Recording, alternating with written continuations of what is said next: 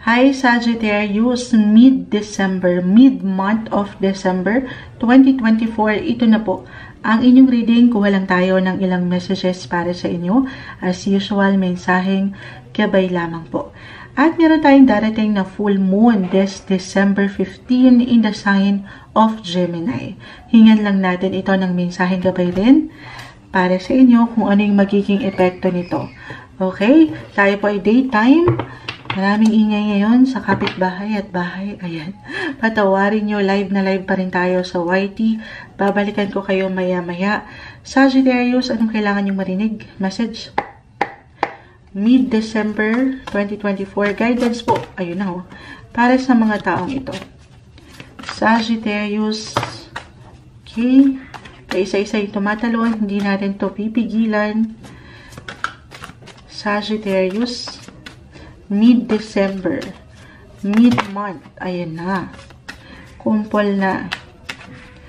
So, be straightforward, hopefully. Okay. The moon ay narito. The Six of Swords. The Eight of Pentacles. Justice card is in reverse. The Four of Wands na kanina pa umaangat. Reverse. Knight of Swords. And the Emperor. Reverse. Four of Wands. So, kanina pa rin siya nag-a-appear bilang life is a celebration. Andito tayo, holiday, season, Christmas, and still, andito pa rin po tayo sa inyong season. Sagittarius season, happy birthday sa ilang nagse-celebrate. Saan ba tayo? Oo. Anong ganap? Merong selebrasyon. At this time, mas parang, eto, hindi nyo pa man maisa, pero yung maturity, andito, natahimik nyo lang itong isa-celebrate together, kasama ang ilang taong malapit sa inyong mga puso, pamilya. The moon is here. Di ba kapag nagba-birthday tayo, may tendency na nagiging extra emotional or sensitive ang pakiramdam. Bakit nga ba? Diba? Kasi marahil isang indikasyon na kailangan minsan na pagninilay-nilay tayo sa ating mga pinagdadaanan na rin sa buhay. Lalo pa kung napatatag na kayo. Patuloy kayong pinapatatag ng buhay. Relasyon, trabaho, okay?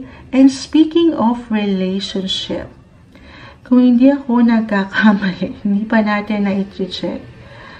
Okay, so, oo nga.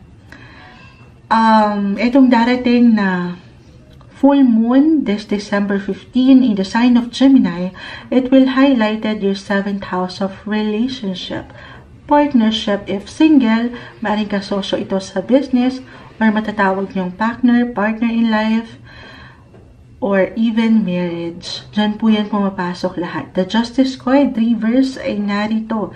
Maaaring andito yung focus, or dito mapupunta ang inyong atensyon sa kapareha. Or again, kung single, sa matatawag yung partner. Sa negosyo ba ito? Regardless kung ito ay may patungkol sa personal or professional life. Pero maaaring merong ilang ganap sa part na yan kung saan parang meron kayong kailangan ditong maibalanse. Wala namang perfect. Justice card is in reverse. Maaaring at one point, meron lang kayong hindi kayong magsabay, kumbaga. Okay? Pero this is something na ma-work out. The Eight of Pentacles ay narito.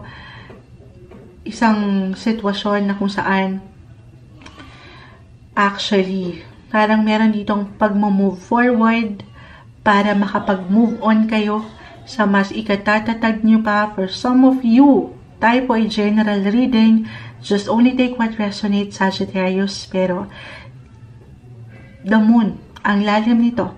Knight of Swords, the Four of Wands, dito po pumapasok kasi ang wedding, party, events, wedding. Para sa ilan, kung andito na talaga at pinalalim na ang mga bagay-bagay sa inyong sitwasyon, posisyon, relasyon, at ready na kayo, maaaring meron kayong matanggap or kayo itong magbigay ng love or marriage proposal, or talagang merong ikakasal ngayon.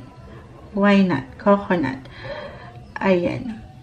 Pero, Anyhow, may selebrasyon akong nakikita. May sagana sa inyong mga puso.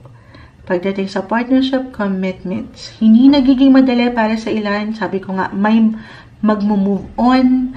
So, you can totally move forward. Pero this is something na bagong simula. Sumasang-ayon ang ilang doggies. Okay? Andito yung lakas nyo pa rin, yung pagiging positibo, sa kabila na minsan tayo'y nagkakaroon ng challenge sa buhay. Laban lang at mag-celebrate din. Enjoy, have fun ngayong mid-December 2024, Sagittarius. Ayan, nailigpit na natin. Nakalimutan ko na naman itong oracle kasi it's been a while na magagamit natin itong oracle cards. Ayan o. Kuha tayo muna, Sagittarius, habol natin ito. Additional, ayun na. Open up to change, new moon in Aquarius. Hindi kailangan mag-apply yung pinaka sign dito. Pero, sabi ko nga, dadaan kayo sa ilang, na-mention ko ba? Kasi may mag-move on, so you can totally move forward. So, syempre pa, kaakibat nito ang ilang pagbabago. Positibong pagbabago, yun ang paniwalaan at panghawakan natin. Ito yun na yung future sa inyong hinaharap. Maging bukas ka raw sa ilang bago. Open up to change. Ito yung umaangat para sa inyo, Sagittarius.